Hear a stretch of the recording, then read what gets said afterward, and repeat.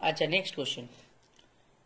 The question says the two adjacent sides of a parallelogram are represented by the vector A, which is this, and vector B, which is this.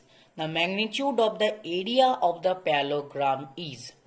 তাহলে আমাদেরকে যখনই কোনো area প্যারালোগ্রামের বার করতে দেবে আমরা always do a cross b, আমরা তার vector product বার করব এ ক্রস বি।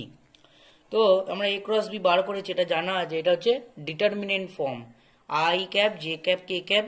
এখানে আমরা এর কোফিশিয়েন্টগুলো লিখবো 3 2, এখানে 3 2, এখানে দেখো -1 3, এখানে হচ্ছে -2 আর হচ্ছে 1। এবার আমরা ডিটারমিনেন্ট বার করেছি, দেখো আই ক্যাপ ইকাল টু এইটাকে চেপে দেবো, এটাকে যাওয়ার পর এই কোণাকুণি এটাকে গুণ করে দেবো, এটা করেছি। এখানে মাইনাস জে ক্যাপ, আবার এইটাকে চেপে এটার সাথে এটার সাথে এটা গুণ করেছি, আবার কে ক্যাপটাকে চেপে এটার সাথে এটার সাথে আমরা গুণ করেছি।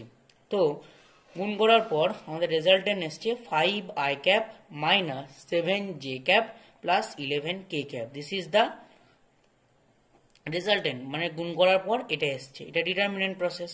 এটা কি? এটা হচ্ছে ডিটারমিনেন্ট প্রসেস। এবারে ম্যাগনিটিউড বার করেছি। ম্যাগনিটিউড বার করলে কি করতে হবে?